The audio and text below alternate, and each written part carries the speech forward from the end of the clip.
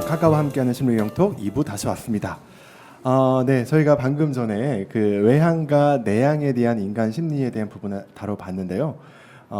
기파랑님은 좀 우리 전에 외향과 네. 내향에 대해서 좀 한 번 더 정리를 해보니까 좀 어떠셨나요?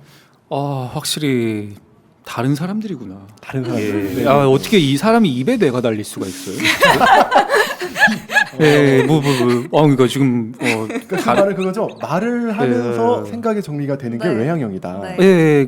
저는 뭔가 말을 할 때 진짜 한 반출을 몇 번이고 해서 필터링을 해서 여기까지만 해야지 계속 그 교정교열 과정을 거치는데 되게 좀 놀라워요. 아니 제 친구도 진짜 그런 친구가 있어요. 그 힘든 일이 있을 때마다 먼저 전화를 해요 저한테. 그럼 30분간 자기 이야기를 막 해요.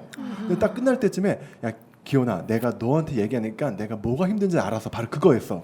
야 그것 때문에 내가 힘든 거였어. 고마워하고 저 한마디도 안 했는데 혼자 정리가 됐대요. 갑자기 끊어요 그러고.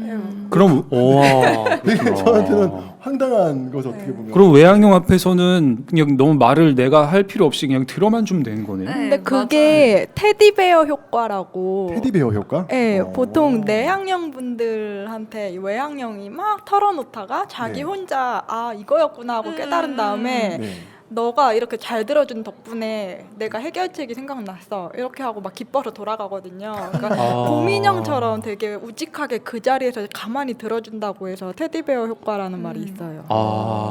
그러니까 저는 외향형들이 너무 말을 많이 할 때 나도 말을 많이 해야 되나 이런 압박감이 올 때가 있어요. 그쵸, 그런 사실. 압박감 들죠. 그래요? 이 외향형 친구가 이렇게 말을 많이 하니까 나도 이만큼 해야 되나 이런 예. 압박이 좀 있거든요. 사실. 그 호응을 사실 어떻게 해줘야 할지 몰라서 외향 내향 분들이 실제로 많이 좀 어려움을 겪지 않나 저는 생각이 듭니다. 네, 저는 고민이 있어도 그 고민을 말하려면 굉장히 많은 고민과 필터링을 거치고 정제해서 1급수까지 만들어서 이야기를 해야 되거든요. 그렇죠. 계속 필터링을 거치는데. 네. 희님 주변에 좀 내향형 친구분들 안 계신가요? 내향형 친구들 있죠. 주로 좀 어떤 분들인가요? 제가 주로 말하고 친구들은 들어주죠. 네. 그 친구들이 얼마나 힘들지를 많이 좀 고려를 해주시는 거죠? 그 제가 고민이 있으면 그 네. 고민에 대한 생각이 하루에도 뭐 수십 번씩 변하잖아요. 네네. 그 과정을 계속 실시간으로 말하거든요. 와. 이렇게 해야 되나? 아니야 생각보다 저거 같아. 막 이렇게 하면은 약간 좀 한 소리 듣기도 해요. 너 이상하다고. 그러니까 그 과정을 혼자 처리해야지 그걸 왜 자꾸 남한테 위임해요? 네. 이게 혼자서 잘 안 되더라고요. 이게 말을 해야지. 저 말을 하면서 이게 정리가 고민을 그게 저도 지금 그게 신기해요. 고민을 다른 사람한테 말하면서 해결책을 찾는다는 게 내향형들이 잘 이해 못할 때 못 같거든요. 자, 그럼 두 번째 이야기를 한번 가볼까요? 이번에도 한 이야기가 저한테 좀 왔는데요. 이번 이야기는 좀 흰님께서 읽어주시면 감사하겠습니다. 네. 결혼 6년차가 된 부부입니다. 사실 이 부분은 이미 제가 놓아버린 부분이기 때문에 지금에 와서 뭐 어떻게 달라질 것이라는 큰 기대는 하지 않는데요. 그래도 조금이나마 이해해보고자 사연을 보내봅니다. 남편은 연애 때부터 지금까지 굉장히 유연하고 자유분방한 사람이었습니다. 매사에 타이트한 저와 달리 주어진 틀을 벗어나 자유롭게 사는 사람이었기 때문에 한편으로는 그런 면이 더 좋기도 했거든요.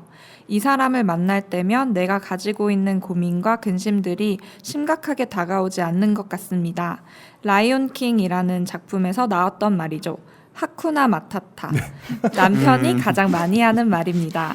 하지만 남편은 말만 하고 늘 실행은 제가 하고 있고요. 결혼하고 와서 이 차이가 갈등으로 다가올 줄은 몰랐습니다. 심각하네요. 네. 일단 제가 보는 관점에서 남편은 너무 게을러요. 뭘 먹었으면 접시나 컵을 싱크대로 옮겨놓기만이라도 했으면 좋겠는데 침대에서 먹은 접시가 침대에 있고 방구석에 온갖 흔적들이 다 흘리고 다닙니다. 뿐만 아니라 거실이 거실인지 침실인지 헷갈릴 정도입니다.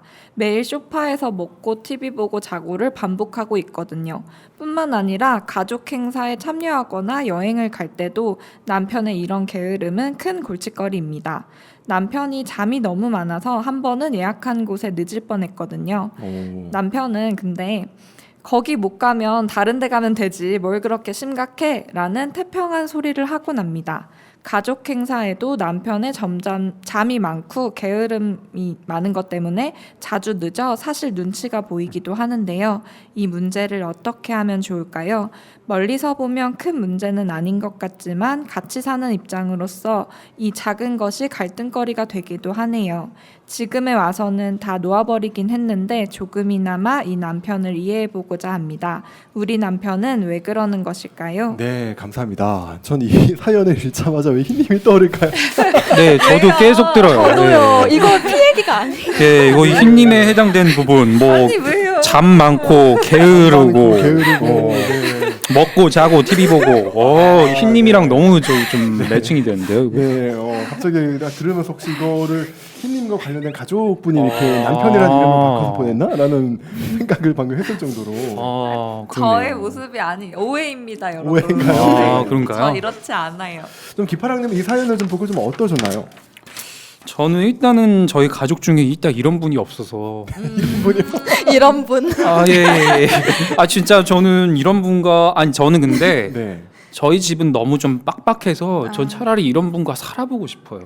아, 후회하실 텐데요. 후회하실 거예요, 정말로. 네. 아니 제가 정리는 제가 하면 되죠. 그게 시시각각으로 변해요. 그거를 기파랑님이 매번 적응하셔야 되는데 아 그래요. 같이 살아본 사람은 알 수 있습니다. 아 카가님은 뭔가 한이 맺히셨나 보네요. 네. 저는 이미 좀 이렇게 통달을 했죠. 네. 도 닦고 계셨고. 네. 그 용님은 좀 이 사연을 읽어보고 좀 어떠셨어요? 좀 너무했네요. 너무했네. 아. 약간 좀이라고 망설여지신 것 같은데. 그러니까 저랑 네. 비슷한 부분이 하나 있는데 예. 저는 여기서 뭐 더럽고 게으르고 이런 거는 공감이 안 가지만 네네. 거기 못 가면 다른 데 가면 되지. 이 부분은 제가 공감을 해요. 네. 아. 근데 뭐 어떻게 보면 더럽고 게으르다고 하는 거는 이 사연을 주신 분의 이야기고 또 약간 남편분의 이야기를 들으면 또 어떻게 될지 그쵸. 모르거든요. 아 네네네. 그러네요. 네. 그래서 이 부분은 그 융이 낸 이론 중에 심리 이용론에 그 여러분들께서 어쩌면 많이 알고 계실 수도 있는 마이어스 브릭스가 만든 MBTI라는 심리 검사 도구가 있습니다.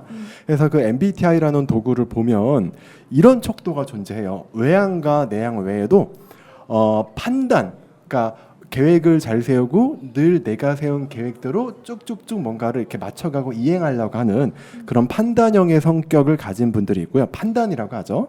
그리고 또 한 지표는 인식이라는 지표가 있어요. 그 인식이라는 지표는 내가 뭘 하기로 생각을 하거나 계획을 세워도 그때 상황에 따라서 자꾸 바뀌는 거예요. 이것도 하나의 성격이거든요. 근데 우리가 요 지표를 그 어떤 융이라는 학자와 또 마이어스 브릭스가 밝혀내지 않았다라고 하면 어쩌면 지금 현대에서도 그때 정리 안 하고 청소 안 하고 이런 사람들을 아직까지도 게으르고 문제가 있다 이런 시각으로 또 바라보게 되었을지도 모르겠어요. 너무 감사하게도 이 마이어스 브릭스 덕분에 이게 하나의 성격이라는 부분이 이제 규명이 되었었죠. 여기서 이제 궁금한 거는 저희들 중에서도 이제 판단형의 성격과 인식형의 성격이 있을 것 같은데요. 네. 한번 이 부분을 네. 가려볼까요? 네. 자, 기파랑님은 네. 좀 어떤 쪽의 성격이신가요? 저는 일단 오늘 또 네. 카드를 또 이제 저희가 지난 시간에 의해서 또 골랐는데 저 같은 경우는 네. 크게 보여주세요. 여기 이렇게 돼 있고요. 목표 지향적인과 목표 지향적인가 예측 가능한이라고 하는데 저 같은 경우는 좀 판단형의 선호도가 굉장히 높은 사람이라고 보면 될 것 같아요. 네네. 이제 목표 지향적인가 예측 가능한 두 개를 꼽은 이유가 저 같은 경우는 일단은 삶에 있어서 뭔가 목표가 없으면 좀 삶의 의욕이 좀 없는 편이고요. 네. 뭔가 목표가 그걸 이뤄야 될 어떠한 동기나 목표가 없는데 그 일을 해야 될 필요성을 잘 못 느끼고 일단 그리고 목표를 정했으면 그것이 이루어질 때까지 좀 끝까지 가야 되는 경향이 있고요. 네네. 그 과정에서 뭔가 좀 여러 가지 환경적 변수가 있을 거 아니에요. 네네. 그 변수들이 모두 저는 가능하면 좀 예측 가능한 형태로 좀 나왔으면 좋겠어요. 다시 말해서 네. 불확실성한 그거 되게 제가 두려워하는 거예요. 불확실성한 걸 두려워한다. 너무 그러니까 예기치 못한 일이 일어날 때 제가 머릿속에 좀 패닉이 되는 경향이 있어서 그런 게 사실 너무 두려워요. 그럼 제가 예를 한번 들어볼게요. 저희가 현재 지금 모카 라디오에서 지금 이렇게 녹화를 하고 있는데 만약에 저희가 정해진 시간에 딱 녹화를 하기로 예정이 되어 있었는데 어떠한 사정으로 30분 뭐 미리 네. 이렇게 시간이 결정이 되거나 30분이 연장이 된다. 네. 이 소식을 현장에 와서 기파랑님이 알게 되신 거예요. 그럼 예. 좀 어떠세요? 되게 일단 예기치 못한 거니까 네네. 두렵죠. 두렵다. 예. 왜냐하면 왜냐하면 그 상황에 내가 또 변화시켜야 되는 부분이 있는데 네. 왜냐하면 저는 기존에 오늘 이때 방송이지 하니까 내가 이걸 이러이러하게 뭔가 계획을 세워둔 게 변경이 와야 되는 그 상황이 네. 판단형들한테는 굉장한 스트레스예요. 와, 근데 그 정도면 사실은 이게 우리 사회생활 하다 보면 네. 다양한 사람을 만났는데 이게 약속 장소에서 만나는 약속 시간도 좀 이렇게 늦을 때도 있고 좀 그럴 그쵸. 때가 있잖아요. 그럼 네. 그런 상황에서도 기파랑님은 스트레스를 많이 받겠어요? 예, 스트레스 물론 지금은 그나마 좀 덜해지긴 했지만 네네. 기본적으로 그런 거에 스트레스를 좀 많이 받는 성격이에요. 아, 네네. 뭐 그때 여행을 예를 들어서 부산을 가기로 했는데 네. 뭐 갑자기 뭐 부산으로 가는 뭐가 끊어져서 못 가게 됐다 네. 하면은 좀 스트레스 다음 어디로 가지? 약간 좀 임기응변에 제가 좀 많이 좀 부족해요. 여행 가실 때 계획을 다 세워놓고 가시는 편이세요? 하나하나? 여행을 안 가세요.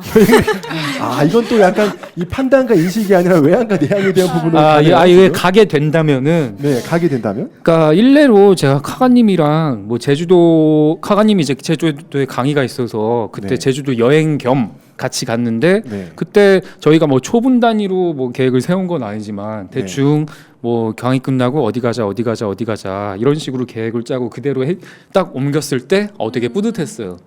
계획한 대로 이루어졌을 때. 그럼 이 부분에 대해서 욤님께 여쭤볼게요. 여행을 갈 때 네. 계획한 대로 일정 타임테이블대로 딱딱딱 하는 거. 욤님한테 좀 어떻게 다가가나요? 일단 불가능하지 않나요, 그게?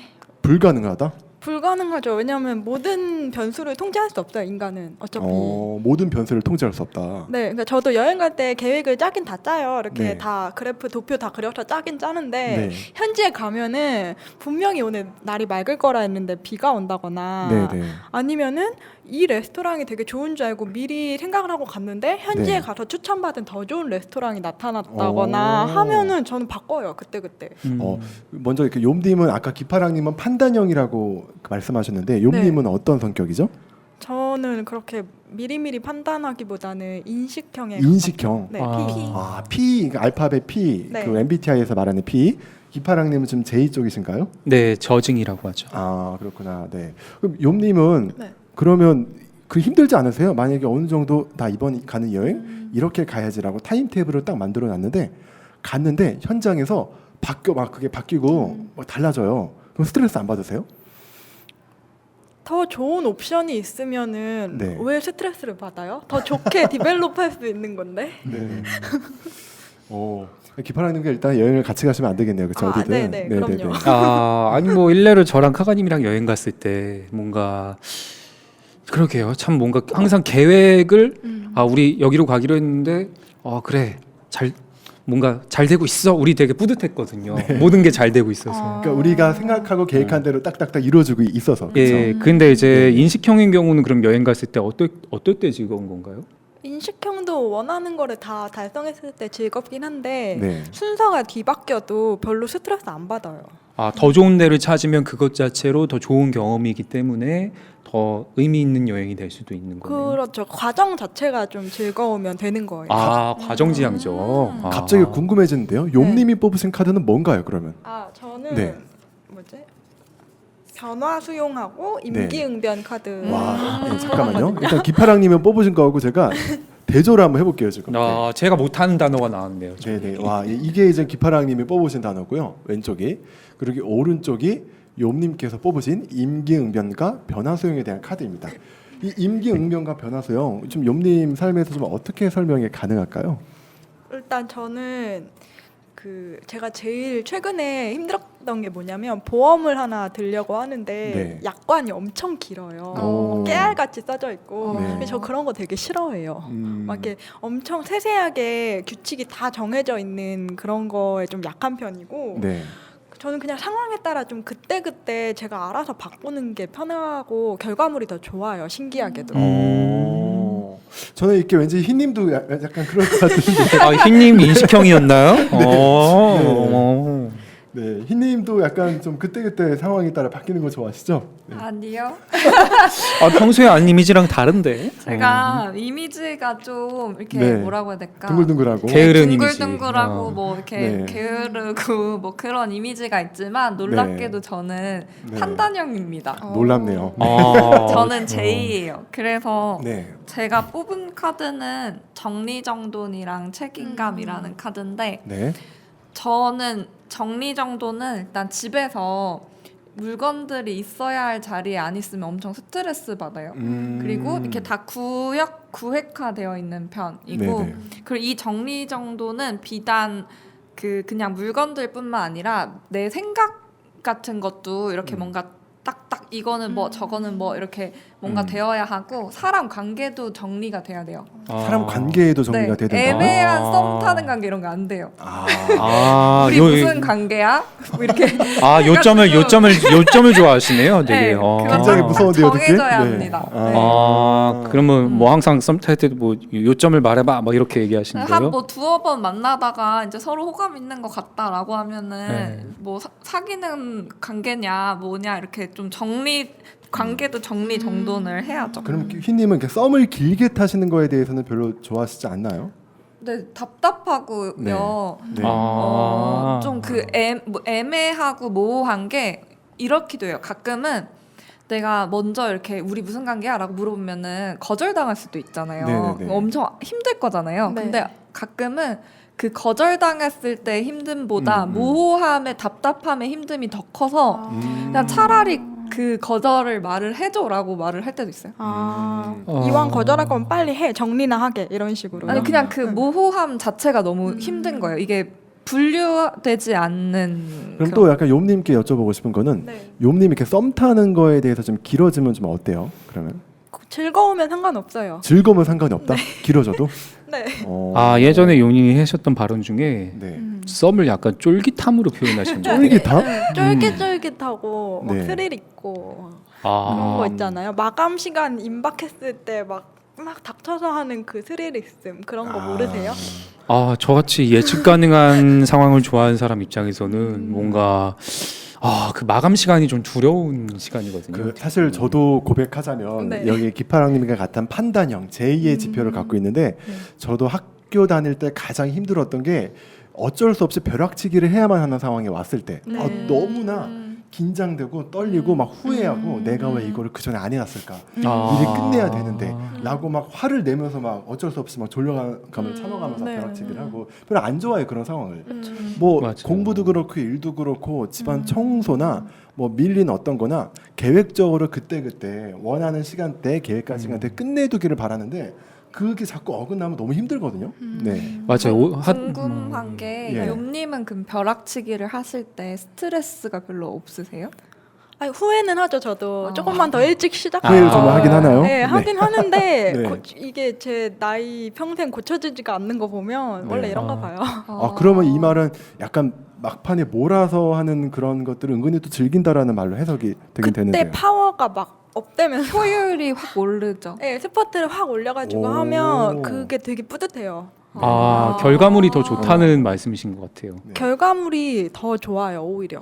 그래서 학창 시절에 네. 저희가 뭐 사실 저희가 학창 시절에는 약간 판단형처럼 공부하는 거를 좀 없잖아 좀 강요받은 게 있잖아요. 그쵸. 네네. 판단형의 공부 방식만이 옳은 거다라고 대체로 교육을 받았지만 그때 예. 계획한 대로 예. 필기 잘하고 그때 숙제 다 끝내놓고 예, 그렇죠. 이런 어떤 딱딱딱 계획적으로 이루어지는 매 시간 복습 네. 예습 예습 하고. 복습이지만 네. 어떤 인식형의 학생들한테는 도리어 욤님 같이 공부를 해야 결과물이 더 좋다는 얘기이기도 하거든요. 갑자기 떠오른 아이디어인데 이거를 좀 들으시는 청취자분들이 좀 쉽게 이해하실 수 있도록 이 연예인들 중에서도 이 JP가 있을 것 같거든요. 일단은 인식형의 대표적인 예가 전 네. 이제 미우새에서 이제 봤듯이 김건모 씨 기억나시죠?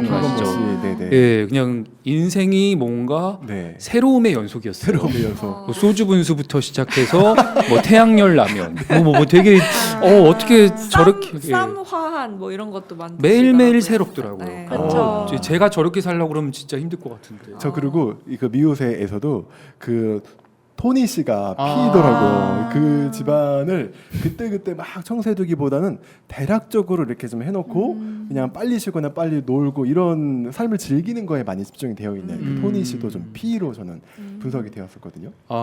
저는 제이 그 네. 판단형으로 박진영 씨가 예전에 좀 몇 년 전에 힐링 캠프에 나온 네, 적이 JYP. 있었어요. 네네네. 근데 그때 하루를 정말 이렇게 쪼개서 분단위로 해가지고 네네.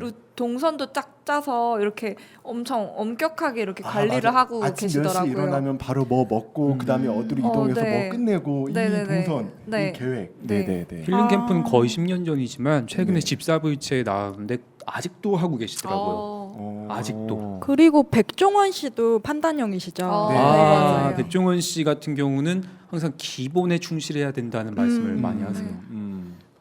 그렇죠. 네. 그리고 또 제 예전에 그 어떤 모 프로에서 실제로 이 MBTI 검사를 했던 분들이 있었거든요. 근데 이제 정확하진 않지만 그때 홍진경 씨도 네네. 그 J ISTJ 성격으로 나왔었고요. 예, 그 언니들의 이제 슬램덩크라는 네, 프로그램이었고요. 맞아요. 네.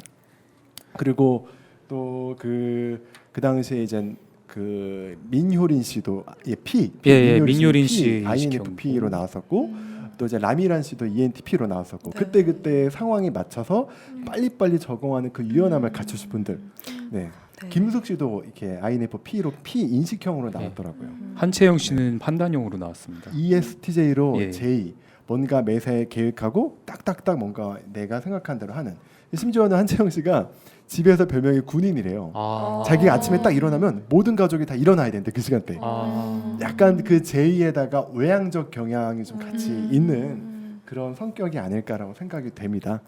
네, 해서 한번 이 방송을 들으시는 청취자분들도 내가 좀 그때 계획을 하고 계획대로 이루어지도록 하는 그런 라이프 스타일을 좋아하는 판단형인지 아니면 계획을 세우되 상황에 맞춰서 유연하게 변화 가능한 그런 라이프 스타일을 가지고 있는 인식형인지를 한번 추측을 해보시면 또 재밌는 또 시간이 되지 않을까 싶습니다.